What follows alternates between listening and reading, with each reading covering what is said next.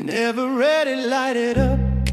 Let it breathe, let it show. Art is never really ready if you never let it go. Christian Navarrete to bring new stars in view. The names you don't know yet, but soon enough you will. It's the Never Ready Podcast.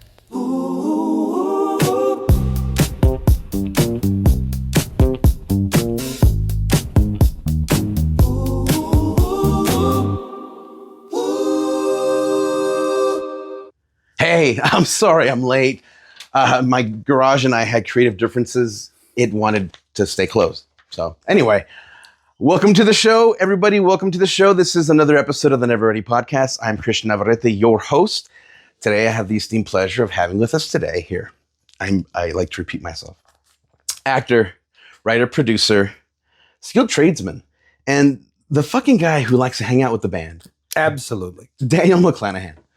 Welcome to the show, my friend. Thank you, brother. Thank you for coming. Yeah. So we have known each other for a very long time. We have. Many years. Yeah. Through parties and hanging out and just getting together, making films, because you're very talented in many different ways. In fact, I wore this shirt today, Plant Daddy, because you help things grow. You have a green thumb for a lot of things. I for a while there, I really did get really deep into some interesting aspects. I taught myself mycology. Okay. So mycology is the study and growth of fungus. So learning how to grow mushrooms, learning how to nurture cultures, learning how to grow from spores. And it was very fun, very interesting. Didn't go to school for it, just literally taught myself. Yeah. Yeah. That's the thing that I see that you do a lot is just look up videos, read things. You're just like a devourer of knowledge and putting to good use that knowledge. That would be fair. It bothers me and always has not knowing something. We've known each other for a long time. Yeah. I don't like to be quiet and I don't like to just sit and listen. I like to be a part of the conversations that go on. And one of the things that constantly bothers me is if we start having a discussion or if you're really engaged in a discussion and I don't know anything about that. And I also can, forgive me, I can spot bullshit pretty quickly. So if someone and call it out, right? Yeah. Well, yeah. So if someone's making something up and they're just, talking out the side of their head, it bugs me. And then I become that guy, it's like, really? No, tell me more. You did this? When did that happen? Oh, yeah. And then I'm on my phone and I'm Googling, no, it didn't. Yeah. And so I tend to absorb knowledge in I will never call myself an expert on many things. I have enough that I can engage in a conversation and we can exchange knowledge and we can both become better from the other person's point of view. Right. I love being in that spot, which is where I like to learn different things. Right. That makes sense. And I do the same thing with conversations. You give me the highlights of what you've learned. So I'm a little bit of a thief, but in the best way, I think. Well, I mean, you've known me through all of it. Yeah. I mean, from the whole point of like going, it can't be that hard. And then 6 weeks later, hey, look what I did. And you're like, really? I'm like, yeah. And then, I sometimes take things too far. And at one point in time, we had to make an entire bedroom dedicated to the sole purpose of growing mushrooms. Yeah. And we called it the mushroom because I'm that talented at figuring out. Creative, good with puns. You're good on your feet and good with mushrooms. Yeah. And the whole room was amazing. And it smelled really earthy. And it had just so many beautiful varieties. Humid. Yeah. I liked it. It was great. I like that you stick with it and it almost became an obsession for a while. Oh, no, I do that though. I'm making light of that, but yes. Okay. So let's take a look at some of the things about. I am a voracious nerd. Yeah. I huge fan of Doctor Who. Love time travel. Yeah. But people hate talking to me about time travel. Okay. Because most people want to have that conversation about what would you do and how would it be done? Mm-hmm. That's not my interest in time travel. Right. My interest in the science of time travel is how it's not possible. Okay. And all of the paradoxes that prove that it couldn't occur, but that it has occurred. Okay. but that somewhere else that paradox has taken place and the universe has collapsed upon itself. And I love that. And I could talk about that for hours because I have literally spent easily months and months and months of my life, if you put it all together, just studying why it can't happen. Yeah. Yeah. I like and you've written so many things on the subject as well. Oh yeah. Like you have so many good theories on, how time travel obviously doesn't occur, but making its own universes in the process, that kind of thing. So at any given time on my phone in good old Google Drive, because it's free. Yeah. I've probably got 40 or more scripts that I'm working on, brushing up, putting together. Yeah. And I love the idea of one of the things that I'm really wanting to work on with you. Sure. Is the concept of what happens if a paradox exists, what happens if a person removes themselves from a timeline, and what occurs in the moments when they go from existence to non-existence. Yeah. And I've got that whole thing. I think I even sent it to you. The latest thing you sent. Yeah. Well, and I've got another one I'm working on right now about how memories play out. And I figure, one thing that you and I don't have is I didn't go to high school with you. Right. And I love watching all these people that you've had on and how long your relationships with them have been. We've known each other pretty much the whole time our kids have been alive. Yeah. And so we're going on 18, 19 years. I mean, my son's 19 and I had met you, he was newborn. Right. And so, we've known each other at least that long. Yeah. And so the whole aspect of how we remember the past versus how it really happened. So, I was thinking of doing a movie where it's basically everybody you grew up with and then finding younger versions that look like you to act out you when you were younger. Right. So the whole concept is around, three guy friends telling stories about an event that occurred that shaped their lives, about when they fought off the bully. Okay. And each tells the story thinking they were the hero.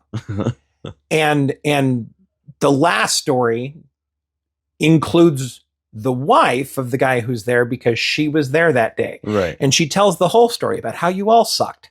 And and I figure that's a beautiful way of doing it. And I could easily see your beautiful wife telling the story of how, no, you all suck. No. It actually went like this. Actually, how it went. And she's like, I have pictures. Yeah. She would have the little, like a play-by-play. That'd be really funny. I love that.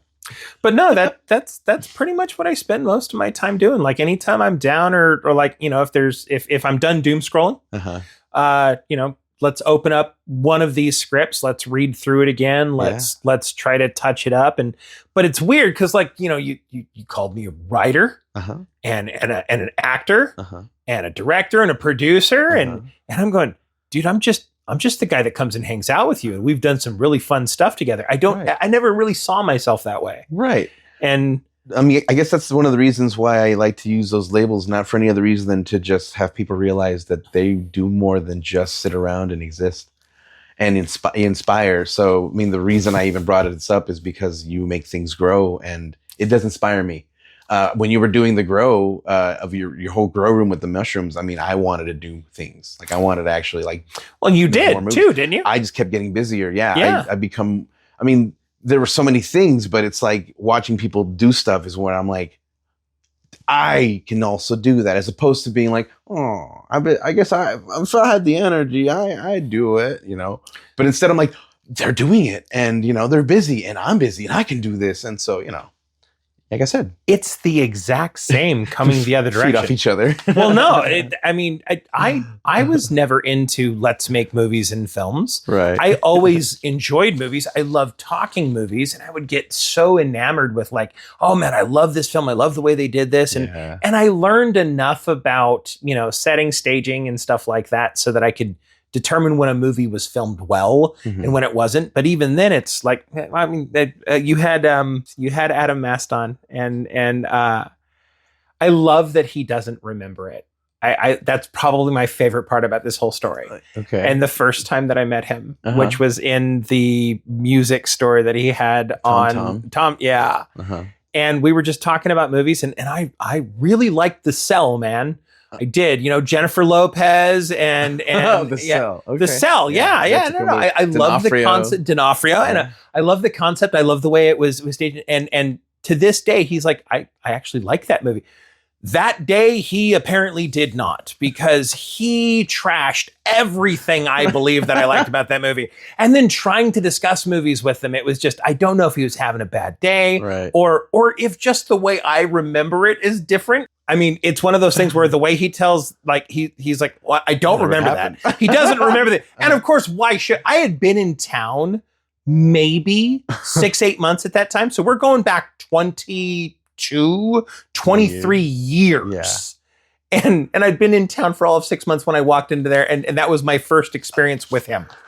And so my memory may have been shot, I don't know, but Well, but yeah, you've since been able to, have your own conversations about movies. We've been at the same parties together. Yeah. He's a great man. No, it's great. So I don't know if you've heard the first episode with Dan, his first meeting with Sheldon Demke. Oh, yeah, no, I laughed so hard, and so did you. You need to get out of here. I was not expecting it. I never heard that story from before. Sheldon, right? That's funny. That's really funny. I can't wait to have him on and see if he remembers that version of the story. And I Sheldon would have a blast here. You would have to do 4 episodes just to get through the stuff he's done. A whole Sheldon special? Yeah. Are we ready for that? I don't know. Is anyone ready for that? When you need garage door repair, how do you choose? Most homeowners just click the first sponsored result on Google. But here's the danger. Sponsored doesn't mean best. It just means they paid the most.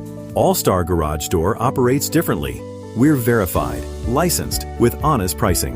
5-star reviews. Family-owned for over 20 years. We follow the golden rule of customer service.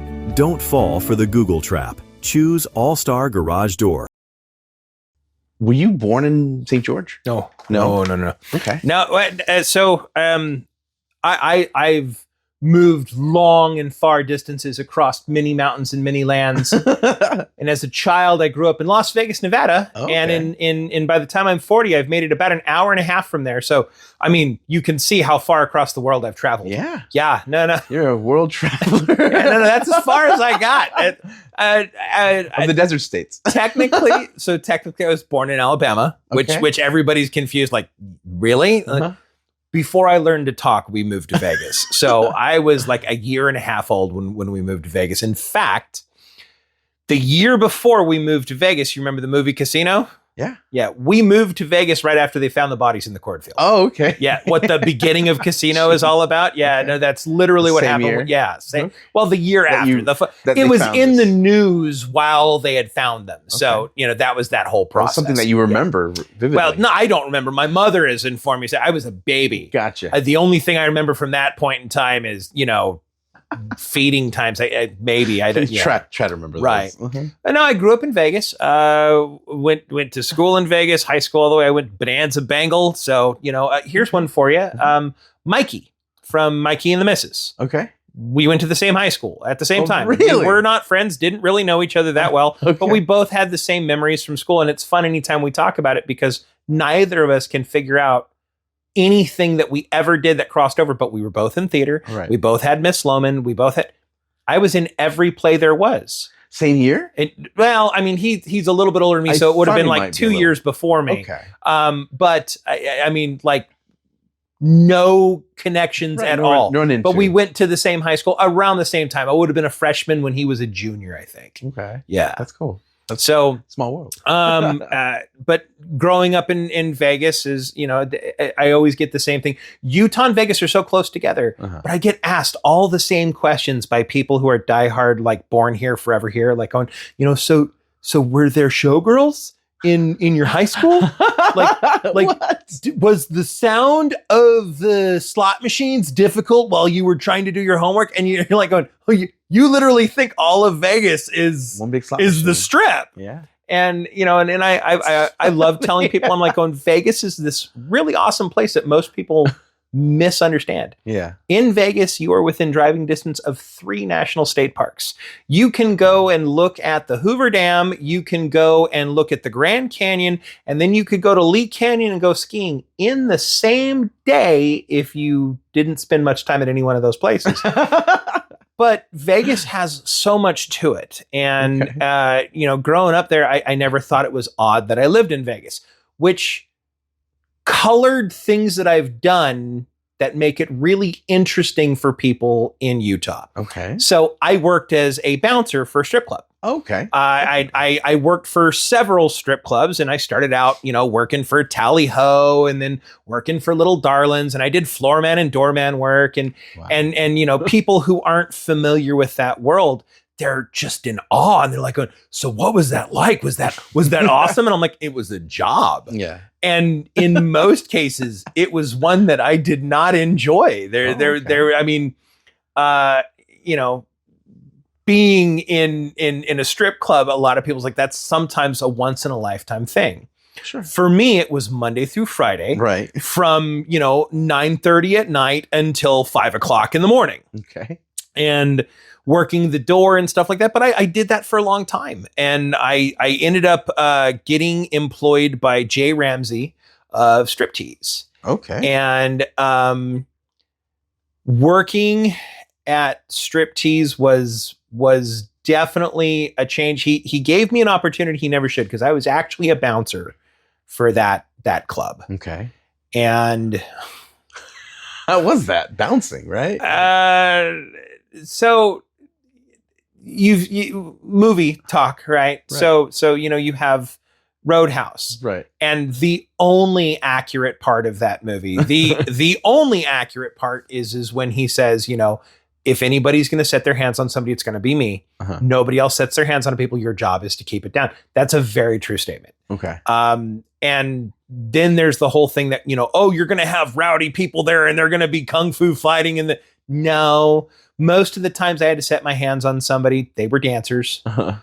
And it was usually because they were really high on cocaine or methamphetamine, and some girl used some other girl's song, and there was a lot of that. But one of the really interesting things that I find interesting was that through that experience, I was asked to be a consultant, security wise, for a cat house. Oh, okay. So, a legal brothel, in different areas of Nevada, it's legal.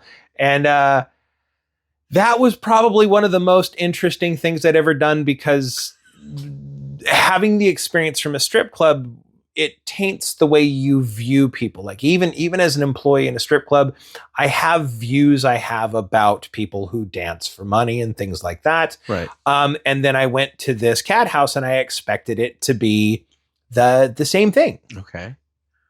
Full 180. Difference. Okay. It's so different.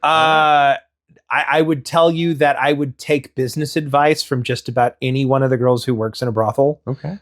Most of them are extremely smart. Uh-huh.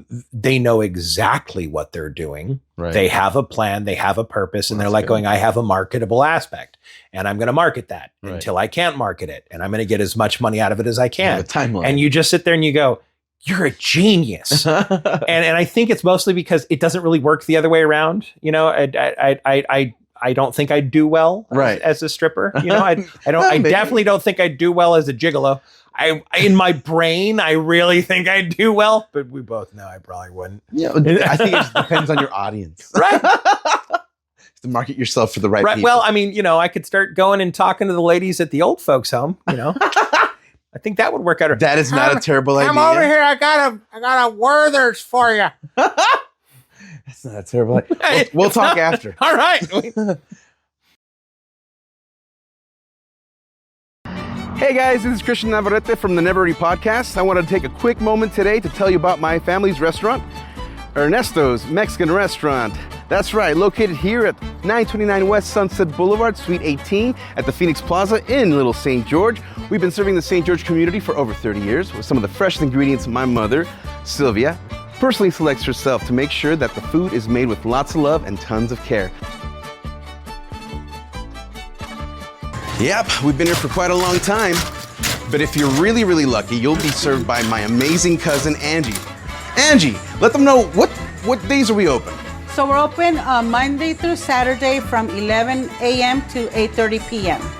We've got lunch specials running every Monday through Friday, plus a full bar ready for whatever you're sipping on. Can't stay? Grab it to go or order directly on DoorDash. Need a suggestion? Well, my friend Natalie swears by the steak nacho fries. What a time to be alive. So if you're in the area and craving some amazing Mexican food, come try us out. We'd love to see you. Ernesto's Mexican Restaurant, located at 929 West Sunset Boulevard, Suite number 18 in St. George, Utah. You can call us directly at 435-674-2767. From Vegas, what ended up happening what was the reason why I ended up moving to St. George? I met a girl. Oh, well, okay. let's go. Oh man, let's go into that then.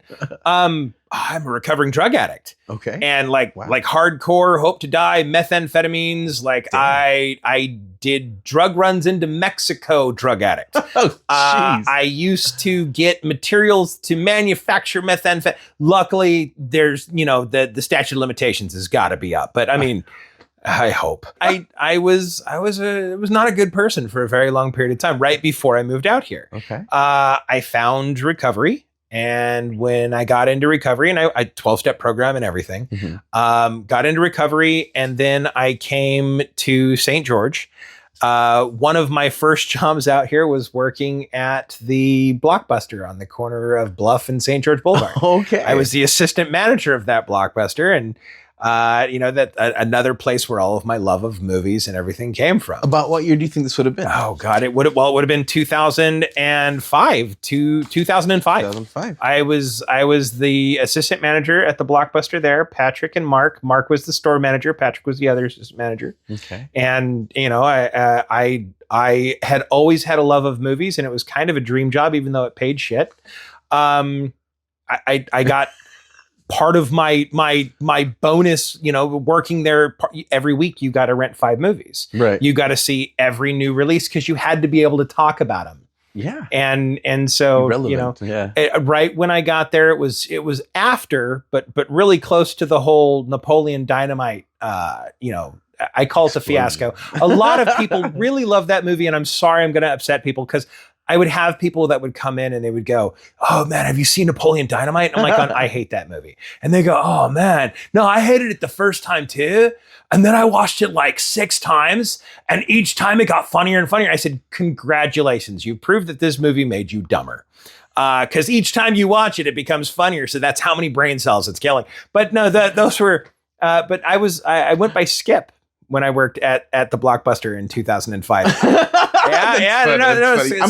I'm pretty sure I Oh no, you had to have been in there. Yeah, I must have. Well, but I mean, I was the guy that at the end of Blockbuster, they were doing that. You could rent 2 movies, and you would just take 2 movies back. You could take out 2 new movies, and you just paid that monthly thing. Okay. I had at least, not an exaggeration, being conservative, I had 20 people who for a year's period of time never picked out their own movies. Okay. They would just call up and say, "Hey, Skip, what do you got?" And I mean, turning people onto movies like The Station Agent, which was one of Peter Dinklage's first movies, Right. a movie in which you are riveted to the screen for 2 hours. 2 hours. And then you go, "Hey, what's the movie about?" Oh, was a guy doing stuff? I have no idea.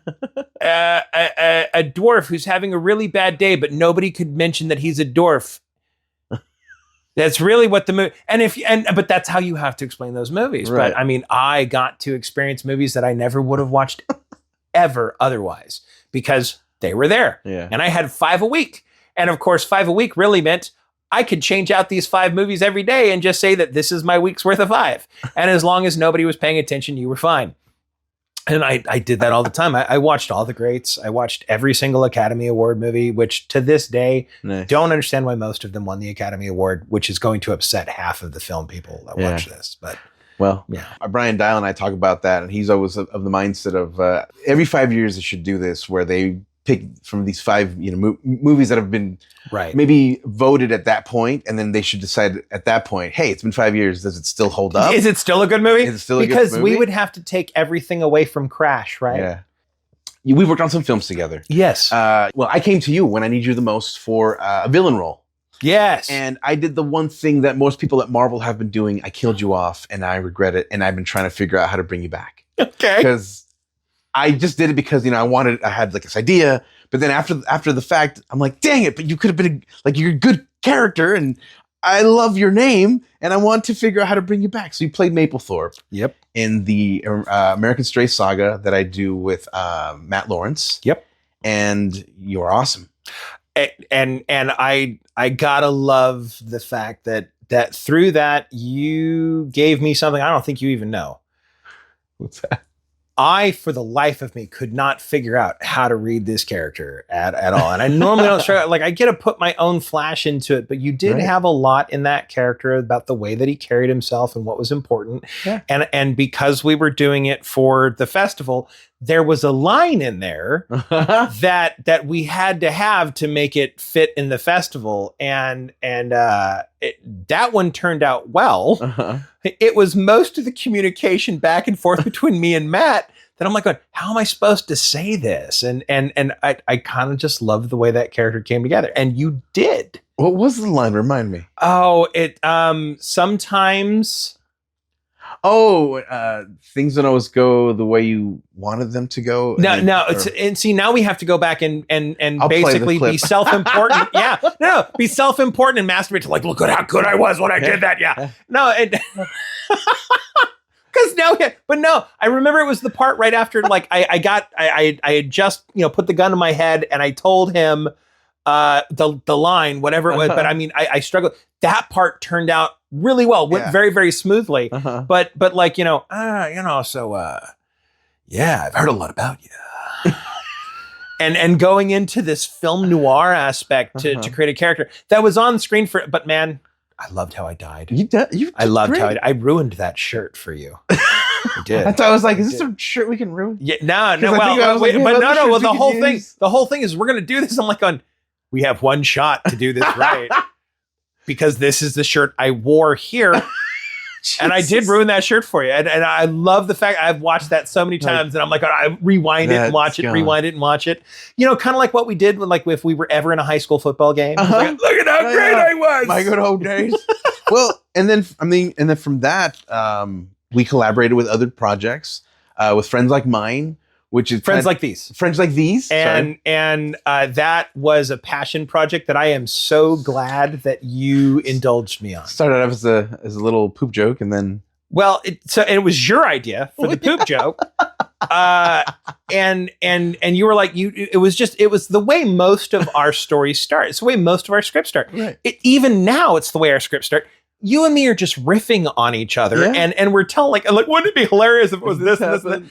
And you had the framework set, and I just going, hey, would you mind if I made a script for that? Right. And you're like, yeah, man, go for it. This wasn't even really an idea. I just wanted to tell a fart joke. A riff. Yeah.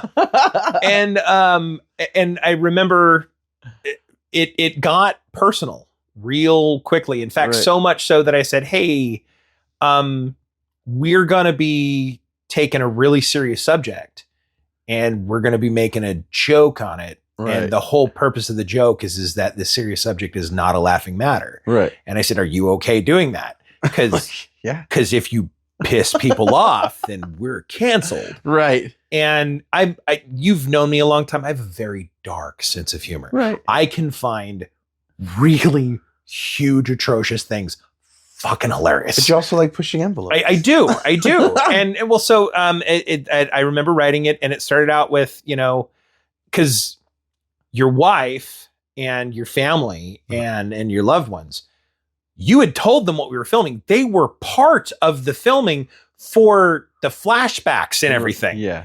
And they're like this is a comedy. This is like an Adam Sandler movie. And then you came to my house and it was just you, me, and the cameras. And we did what is really the bulk of the whole movie. Uh-huh. And it was really serious. It was it's like, and where did that come from? Well, it came from, we kind of poke fun at suicide, and the whole idea is that you're locked in a bathroom. and I am portraying this like you're dead, like you've killed yourself. And I'm telling the story about how bad really was your life. Right. When in reality, I was not a positive role in your life. I did not really care about any of the things you were struggling with. It's like, man, just let it go. It's not that big a deal. And then I'm sitting there and I, you've taken all of these pills and everything like that. And then it goes real quiet and it pans to the doorknob. And the world's most atrocious fart comes out and splattering wherever that sound effect came from. God bless him. And it turns out you're just still a hypochondriac, and I'm still not a good person.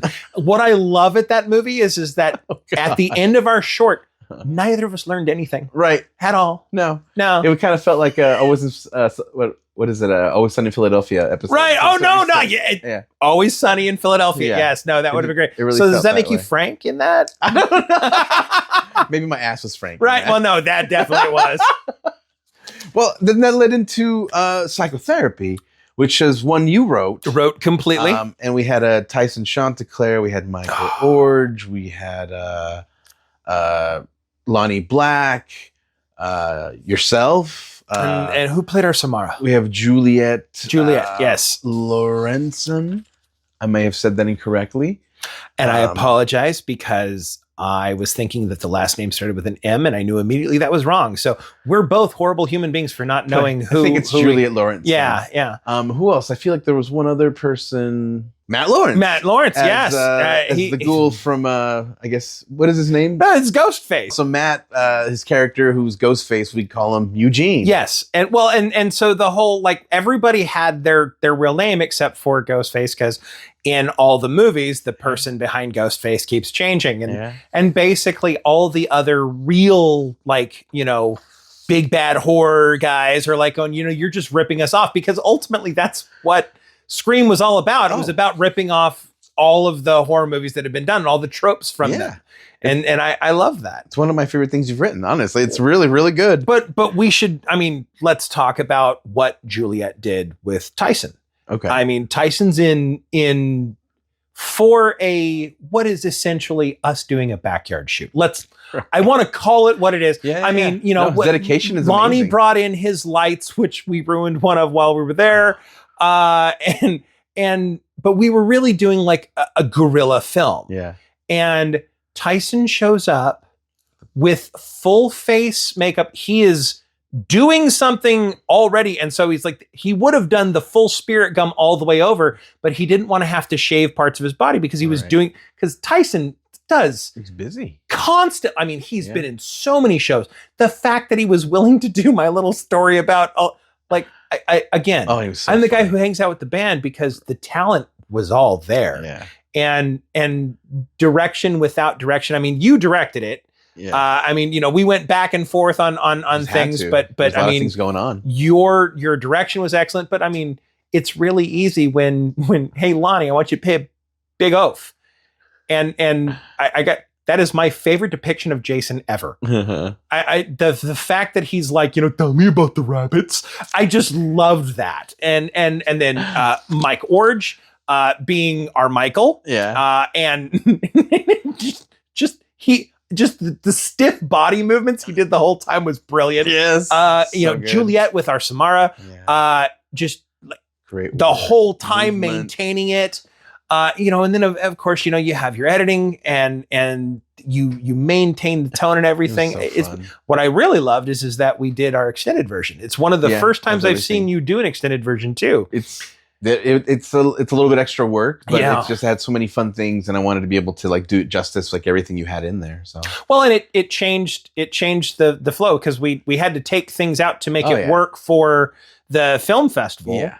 And then you got a new feel for it, and I got to have my little soliloquy the speech at the end is great. I'm like, we had to take that out completely because it's about a minute by itself. And, interestingly enough, with Lonnie Black, the very first time I actually saw him doing a short film, he played Jason. Well, and didn't we actually have the discussion that there were over the course of your time knowing him, he's played Jason in shorts 5 times. I want to say that was what we determined. It was 5 times because that year he played Jason in 2. Another one. Uh-huh. Yeah, the same year in the same festival. Yeah. So yeah, it could have grown from that point already because he's a big guy. He is. And he'll be there. He wants to do it. He wants to help, and he's really good. So going through my phone to figure out Eugene's name, I came across Infamous Last Words, which is actually like 4 different shorts now in the whole concept. Of doing it, and we need to do this. And so Dan Bringhurst. No, not Dan Bringhurst. You interviewed him as well. Austin Shadowwald. Yeah, he said he was going to film it for us. So we need to put the screws in his thumbs. You hear that, Austin? You need to get down here and film stuff. I know you're busy with things that actually make you money, but this is fun. But when I revisit him, we'll see how he feels about that. He's like, I need to feed my family. We all need to feed our families. There was a time that you were doing some sort of program. It was like holding space for men, something to that extent. I did the Mankind Project. What was it called? The Mankind Project. The Mankind Project. Yes. So I didn't remember that's what it was called. But I wanted to ask you just a little bit about that because you've always been someone who helps others. Yeah. And I believe, obviously, I've always felt that someone who helps others, that comes from something. And I just kind of want to get a little bit into that before we go into many other things. So the Mankind Project is a fraternity. It's about men being in touch with what it means to be a man, but as opposed to the toxic, being a man means that you walk up and you don't take no for an answer, and it really delves into the fact that there's a lot that doesn't occur in the American civilization. Okay. We do not have a passage into manhood. We, in certain cultures, they've got to jump off a tower with a vine attached to their ankles, and this is their passage into manhood. Right. We don't have that in the American culture, and so because of this, there are a number of people who have belief systems about what it means to be a man that is cultured and nurtured from the point of a child. So the term man-child gets brought up a lot. Okay. And in the Mankind Project, we talk about where some of that hurt comes from. And I will always hold space for men. I tell you I love you regularly, and I mean it when I say it. It's not just something I say. And it's because as men, we don't. Right. As a general rule in our culture, we are taught not to have emotions. We're taught that if we have emotions, that we need to, get in control. You be in control. You need to be the strong one. Right. And some of the movies we've done touch on that. The fact that I want it to be emotional. I want it to show that we are capable of emotion. Right. In the Mankind Project, it's kind of similar to the whole, hey, we're going to go and walk on coals, or we're going to put an arrow to our throat and we're going to walk through the arrow. It does have a lot of that, rebuilding you and empowerment and everything like that. And I was brought into it by some really awesome men that are no longer around. And in fact, from the time I was in the Mankind Project, I've buried 4 of the men I went through my weekend with. Sorry. Yeah. And being able to hold that space for other men, and being able to speak and tell another man it's okay to feel, it's okay to be struggling, and it's okay to hurt. And that's what I came through with the Mankind Project. I helped a lot with that, and in that has made me realize how much I enjoy helping people. Okay, and but mankindproject.org. If they're a worldwide fraternity, worldwide organization, and if you ever want to go and experience like a weekend where you will do things that you never ever would have agreed to doing, and if anybody told you to do it beforehand, you'd have gone, I'm not going to that. Right.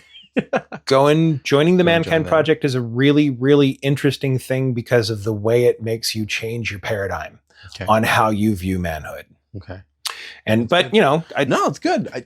I just wanted to kind of highlight a lot of, we don't talk about this, and it doesn't hurt to go from something really funny to something that you're doing that's helping a lot of people, besides the comedy, because that helps people. But I've always loved real. helping. I mean, even with what I do for a living now. Right. And then also transitioning that into like a big future project that you've got working, higher education. Yeah. So I just like the background into you helping people, and tell me about higher education. My children are all at working age now. My children have all, I've got a 22, I've got 22, a 19, and a 16. And so they're all at the age where they're trying to get jobs, and they're all making the same complaints. Like, oh man, I apply and I apply and I apply and nobody's hiring and they never even call me back. Yeah. And throughout most of my life, I've dealt with having conversations around employment. I mean, you and I have both changed jobs in the time that we've known each other. Yeah. And you've gone from what was going to be a career for you. Right. I mean, you were on the career path of it for quite some time. Right. And then you shifted out of it. You went to a different place, a different position. And one of the things that I'm trying to do is create, and my plan is in the next 16 months to have it launched, to have a actual platform that is watchable, that is engageable. Hopefully state grants are going to be available for it. But the idea is higher education. In school, you learned how to make a budget in your class. Like, you did that, and maybe they taught you how to balance a checkbook. Right. But it was really, really surface and really basic. Yeah. And even when you took the career class, which all of my kids have, and now it wasn't the same way it was when I was a kid, because we actually had to type out a resume. They did something similar to it, but what both of my younger kids at my oldest child wasn't in the state when he would have taken that class. But both of my younger kids brought to me the resume that they made in their high school class. Mm-hmm. And when I asked them questions about the resume, they couldn't answer it. Right. And of course I'm looking at it wanting to tell my kids good job because they got an A on it. Sure. But this would absolutely guarantee they wouldn't get hired. Right. And having been a hiring manager, it's like, this is the last thing I want to see. Right. And so being part of social media and everything like that, people are like, hey, who's hiring? I can't find a job. And I would reach out and I would help anybody find a job. And what I realized is that I use concepts that were very popular in the 1920s and 1930s. I believe that some of those old school concepts are forgotten today. We've gotten into a digital age where you apply for 40 jobs from the comfort of your couch in your boxer shorts. Right. And once you've hit submit, you're done and you just wait for them to call you back. Right. That's what most people believe. And so I had to take some time and go through and look at how modern applicant processes are done. Mm-hmm. And I learned about ATS, which is applicant tracking systems, and how much AI is actually involved in the applicant process. And I had an experience. I was working for the Blind Man because I've had so many jobs, and we've discussed this. I've done so many things, but I was working for the Blind Man, and I was the one who was hiring people. Right. And I remember using Indeed to put out an advertisement, and didn't know the rules because it was already an existing setup platform because they'd used it to hire before. Okay. So I just came in and turned it back on. And we got like, I want to say that we got like 23 applications. What I didn't know that I was supposed to do was filter them and reject them right away. Because we got charged for each application. Oh. And so I had a ad open for, it was like 3 weeks that I had it open, cost us $785. I never hired a person from it. So what I wanted my kids to understand, and what I realized so few people understand, is the cost involved to an employer to actually employ you. Now, I don't want people to think that they're at a deficit and they need to beg for a job, because I definitely don't teach that. Right. But at the same point in time, I want to have an education that occurs where people understand this transaction is a business transaction. I am here to solve a problem that you have. Right. And if I can illustrate to you my ability to solve that problem without you having to dig for it in the data I've presented to you, you're going to hire me. So that's the new school. Okay. Old school is no matter what you do, it's still a human being who's hiring you. Right. Which means the person who reminds the person of somebody that they knew and they get a really good warm feeling, they might get hired simply because that person reminds them of someone. Right. So I take old school aspects of, I want you to walk into the place you want to hire. I want you to say, hey, I would really like to apply for your position, knowing full well that you're going to have to apply online. Mm-hmm. Knowing full well that they're running the ad on Indeed. You may have actually already applied before you walked in there, but I want you to walk in. I want you to have that conversation with them. I want you to ask if you can talk to a hiring manager. I want you to look them in the eye and shake their hand. I want you to give them a face and a human presence to go with the data you've submitted to them. So the platform of higher education, and I'm trying to put this into Washington County schools. In fact, that's the first place that I'm hitting, is going and talking to all of the different guidance counselors about, hey, would you be willing to give me a source of people, and I'll have them go through this process. I'll give them the certifications. Okay. But I'm going to do it twofold. I'm also going to go to employers. I'm going to go, hey, do you see the value in this? And if you see the value in this, what I'd like you to do is I'd like you to submit a founder's fee, to be part of the founding of the platform. Mm-hmm. And what you're really doing is you're donating scholarships that I can then go back to the schools and I can say, hey, because I have this person who signed on, Mm-hmm. I have the ability to give 200 of these away for free. Oh, okay. And so, but the platform, once it's fully launched, because my goal is within the first 3 years to have it be Utah statewide. Okay. To have it be something that is incorporated into all of the schools, to have it incorporated into the workforce services program. That's awesome. Wow. I'm grant writing right now to ask for a $200,000 grant. Okay. The concept is to increase and better the applicant aspect and the employment value of the entire state of Utah. And what I have under intellectual property is pretty substantial. Okay. And I'm really proud of it. But again, I was talking about, it's like, the Gary V was talking about, hey, you're somebody now. And you have this belief system that there's rules. And, That's right. and the rules of life say that, hey, you know what, Daniel, you can't write a book about how to get hired if you're not a doctor, because people only buy books from Dr. Spock and Dr. Phil and everybody like that. That's the only people who can sell a book. And Gary V, who I'm not name dropping him because I genuinely love the man, because I really don't most of the time. But brings up good points. You're somebody now. Yeah. You need to just do it. Pull the trigger. What is at risk? If you fail, you fail. And so I'm putting everything in here. So like my goal in the next 18 months is to have a working, full on pre-launch, pre-revenue site. Right. Having, a certification that I'm creating on my own. It's my creation. I get to decide who gets certified. And it's not just, watch a video for 30 minutes. Right. It's, you have to invest in these mentalities, and it'll be entry-level positions, middle management positions, up to executive positions.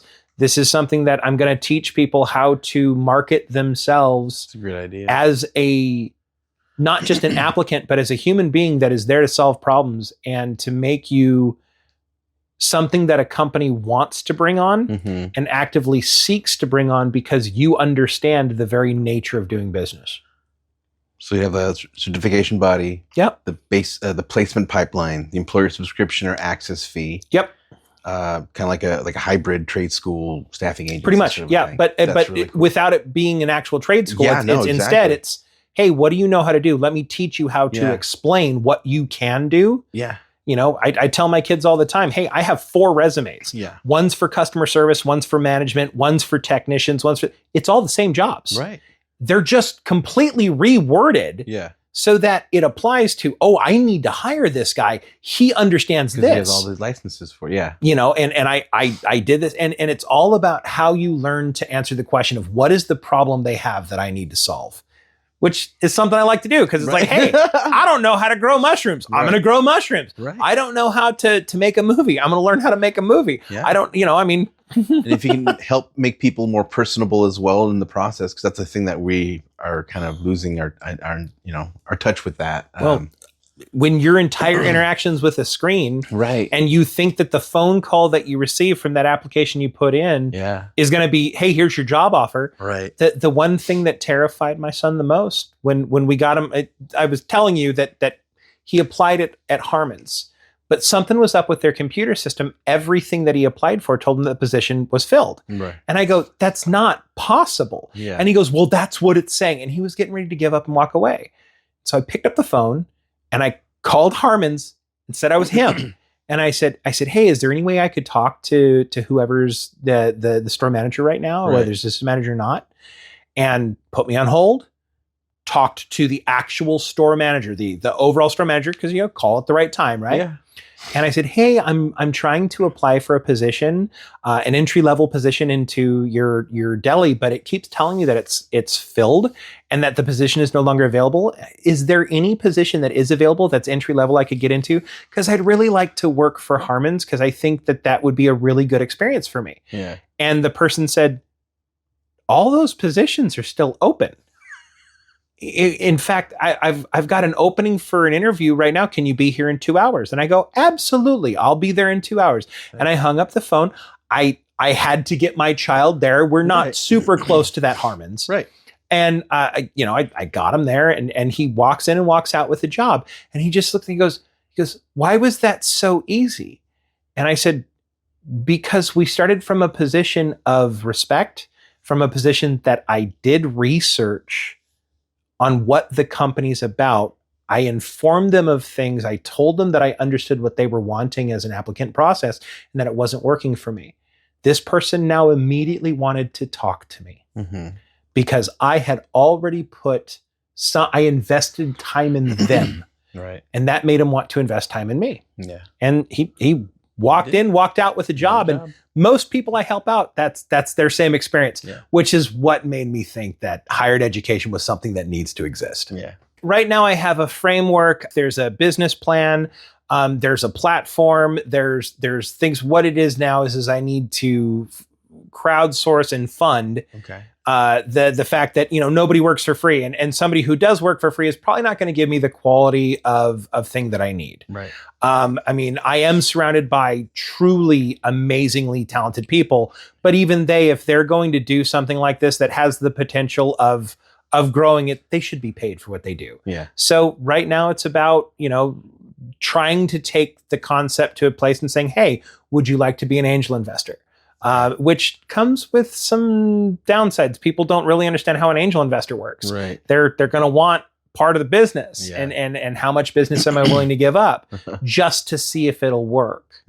And so that's why we're also working on grants and things like that. But even with the grant process, I don't qualify to apply for the grant process until I am into that 18 months, at least halfway. Okay. But I got to build a website. I got to build an e-commerce platform. Okay.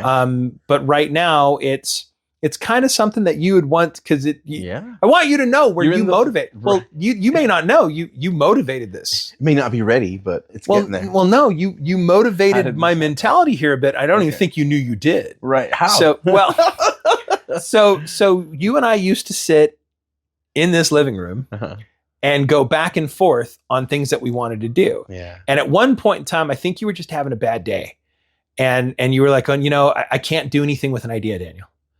I need a script. Like if you want to do this, let's go ahead and do this. But stop talking about things that are just inside your head, because I can't film what's inside your head, and I can't give actors a script of what's inside your head. I get that. But I mean, you said that to me like 5 or 6 years ago, and I have really ran with that. Yeah, you have. that it's not enough to have an idea. You've got to have something you can show people, because they can't look inside your head.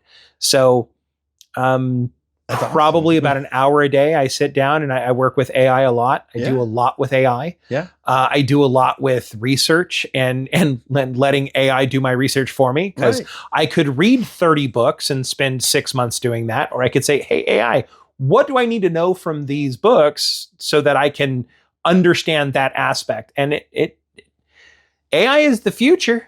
It gives you the tools. You know, I always fact check things with AI because a lot of times it can be, or it'll make up some things. Like I use it to help me make show notes sometimes, but then I double check my show notes and sometimes find that it made up some things.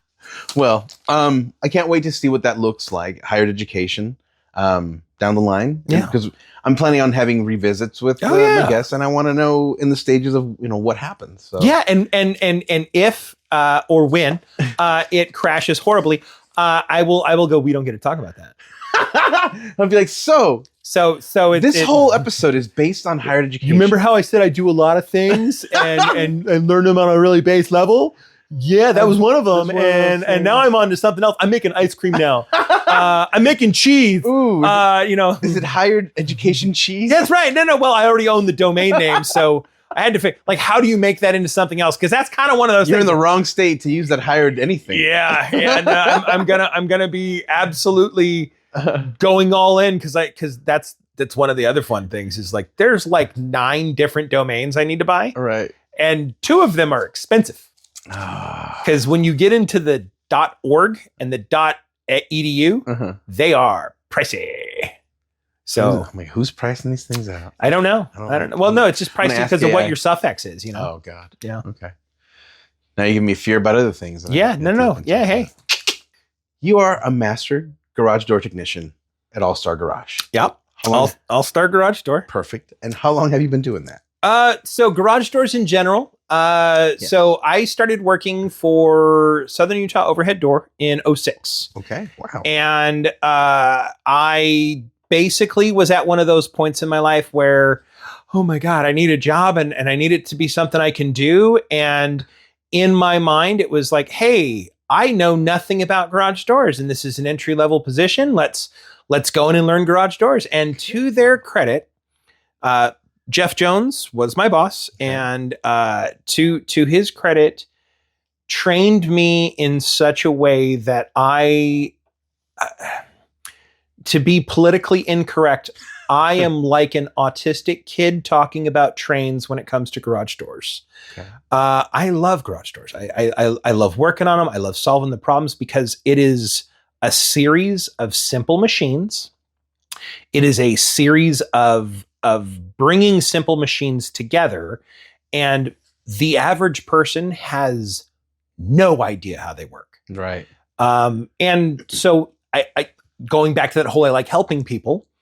What I always loved about working on garage doors is person had a problem. They're afraid. They're scared. This is going to be expensive. Okay. I don't know what to do. My car's stuck in my garage. What am I going to do? And this is going to be a whole thing. And I don't know how I'm going to afford this. And I get to come in with answers, and I get to come in with solutions, and I get to come in with education. And when I leave, they feel that they understand their own home better than they did. Nice. A lot of times they look at it and they go, I've lived in a house with a garage door my entire life. Like every house I've ever had. And I'm now, a home owner, and I didn't ever know this. Yeah. The most common thing I heard is like, yeah, you walk out in the garage, you press the button, door goes up, door goes down, and the button did it. It's magic. And so when it doesn't work, you just hit the button again. And if it still doesn't work, you hit that button like 6 or 7 more times, right? And then finally, you're like calling a professional. My button doesn't work, and it has nothing to do with the button. the button did not do anything, and so I love being able to do that. I genuinely love what I do, and even with starting my other venture, I don't think I'll ever fully walk away from garage doors. Okay. The company that I work for now is All Star Garage Door. Right. Ryan Salinas. It's a family-owned company. He started out in California. He's got 5 locations in California. Wow. Then he got tired of living in California and all of the politics and taxes and government that's in California. Right. And so he sold and he moved up to Park City. Okay. Which is funny because I go, so you came to the small California of Utah, and he doesn't find that half as funny as I do. But so he started All Star Garage Door in Utah, and he started one down here in St. George because he has a house in in Entrada.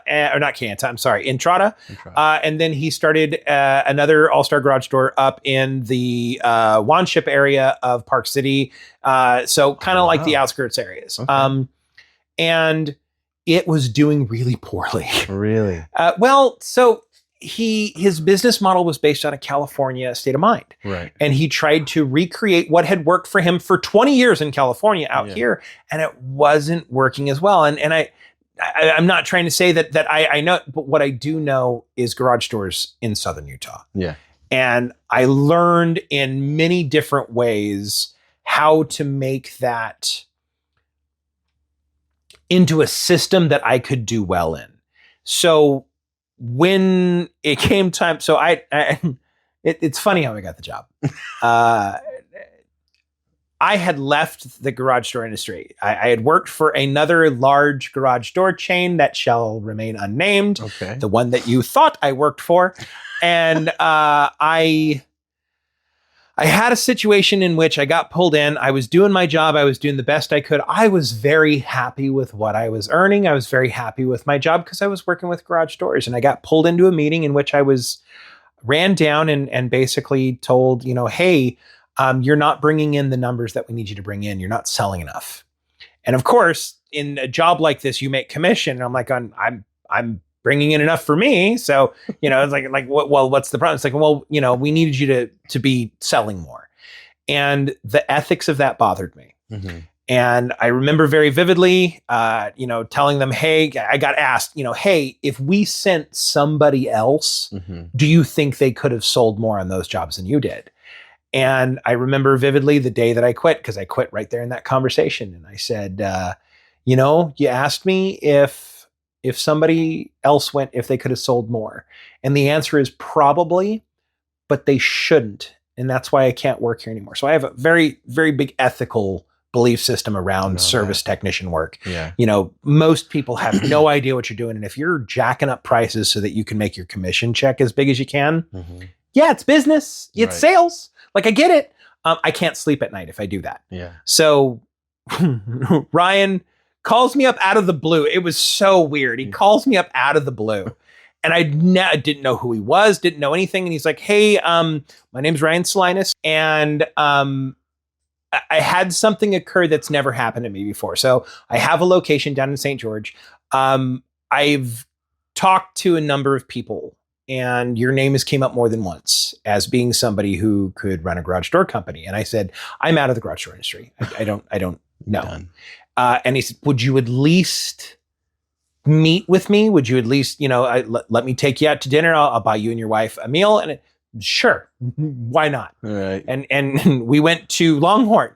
And went to Longhorn, and I could have done the filet mignon and the lobster. I didn't. Right. But I spent the first 45 minutes telling him all the reasons, like this is why you shouldn't hire me. I won't do this. I won't do this. I don't believe in this. This is crap. This is something that shouldn't be done. It doesn't work down here. These are things that like I'm only going to sell them if they're actually needed on the door. Right. I'm not going to find reasons to add prices to things. And if you're not okay with that, then don't hire me, because if you ever ask me to do so, it'll be the same day I give you my resignation. Right. There's not going to, and after a conversation like that, I probably shouldn't have been hired. Not only was I hired, I've now been with them almost 2 years. Yeah. I'm running the warehouse. We're trying to put some things together. I'm working a lot on marketing. I'm working a lot on networking. I see. I can't compete with the company names that shall not be named. Right. I do see your videos. Yeah. They come out every once in a while. I like putting them up on Instagram and liking them when I come and see them. So keep making those whenever you can. I love it. I'm trying. I know, like between actually having to do the work and doing that, you're a one-man show. Yeah, definitely. I got an apprentice now. Do you really? I do. I'm always glad to hear when things are going well for you. Yeah. I don't like to hear when things aren't going well for you, but I still like to hear from you when the things aren't going well. You know me. You have been there for me in some of the most chaotic parts of my life. I can think of a couple of times that you came to my house in the middle of the night. And I can think of a couple of times that you've come to my house to unplug things, and that you've came to my house. And I mean, you don't even go to the front door anymore. You just walk in through the back door because you can. And well, I mean, I always knock. I don't just walk in. Well, it's the nocturne and, it's like, hopefully you're naked. Right? The Jack Tripper, the whole like, hey guys.